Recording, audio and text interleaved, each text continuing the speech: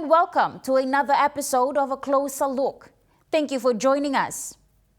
The 28th of May seemed anticipated since February this year, after attempts at the vote of no confidence against Prime Minister James Marape.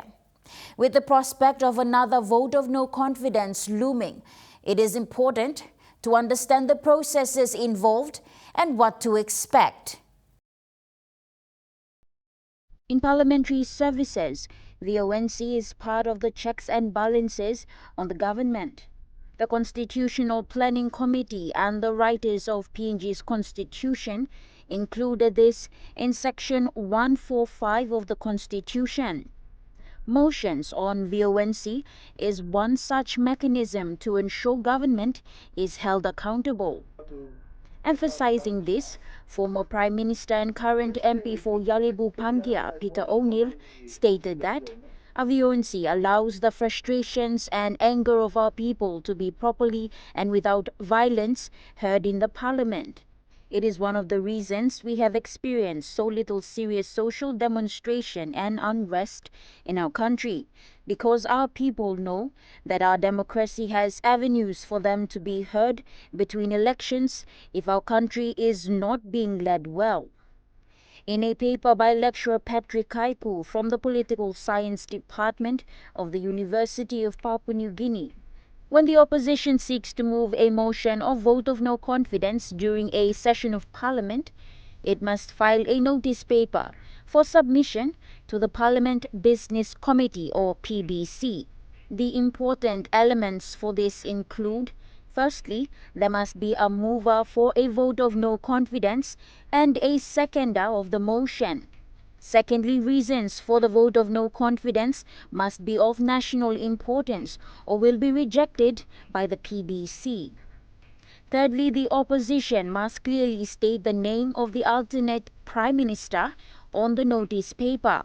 And finally, the notice paper must be countersigned by at least 1/10 of the total MPs in Parliament. Since PNG has 118 MPs, 12 MPs must sign onto the notice paper for it to be valid. The notice paper is then submitted prior to Wednesday, the day the PBC meets. This process was carried out during the first week of the previous Parliament sitting, where the MP for Kiriwina Goodenough, as opposition leader, moved the motion and Abau MP Sir Pukatemu seconded. The alternate Prime Minister nominee was Alan Bird, the provincial member for East Sepik Province. 12 MPs from the opposition signed on the notice paper. The PBC identified an error, however, and notified the opposition to correct the minor defect. The notice paper was resubmitted thereafter for the PBC to reconsider on Wednesday, the 21st of February. Come Thursday, the 22nd of February, before Parliament adjourned, the acting speaker announced the notice for a motion of confidence vote for Prime Minister James Marape. Citing what seemed unsupported and unclear defects related to the February 14th version of the notice paper, the then Deputy Speaker dismissed entertaining a reading of the notice and, through the leader of the government business, promptly adjourned Parliament for the 28th of May. As the anticipated Parliament sitting draws nearer, it is unpredictable as to what can take place on the floor of Parliament. This is evident in the movement of leaders from one side of the House to the other. Here are some of the public's view on the matter. The number of the MPs that we have in the country, they are representing us, the 10 million people. So if they think that the country is not running smoothly, or if it is running smoothly, it's all up to them. They are human beings representing us in the Parliament. They see what's happening in the country, so they have to make the call. If the current government is running smoothly, then they let it run. If it is not running the way we supposed to be, and then they can do what they want to do. Tok lo change government and same problem and stop yet. So we can change current PM and the next PM will just do the same thing. It's not good to change the current government. Country blue, sabas working ba usat working. Pampla man nachat ba na kang working LB country ro.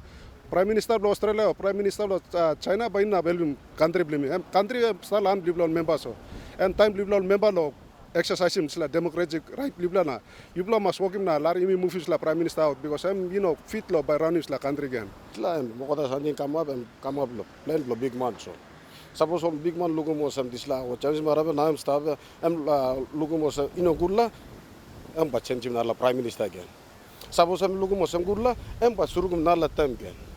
At this point of time, the opposition seemed undeterred to motion yet another vote of no confidence come the parliament sitting on the 28th, saying they will bring in the numbers. As of Saturday evening, 18 members of parliament were noted to have moved from the government side to the opposition, 5 of whom being ministers. Meanwhile, the Prime Minister, James Marape, maintains that the government remains steadfast. In a statement, he said, "We are not deterred by any conversations on a vote of no confidence despite all the hype. If a vote of no confidence is put up, the parliament process will deal with it. The title or position of Prime Minister is not my birthright, as I have said many times. If there's anyone else out there who is better than me, then they can take over. I am only doing my part in the time that I am here." Prime Minister Marape also noted that constitutional bills the government will bring to the parliament sitting includes the declaration of PNG as a Christian country, the second and final readings, and PNG's court structure amendments and proposed amendments on the vote of no confidence, filing attempts and the grace period for government following an unsuccessful vote of no confidence. He mentioned that the National Gold Corporation Bill 2024 will not be brought to Parliament in this sitting, but will be allowed for further consultations without removing the goal of establishing a gold refinery in PNG.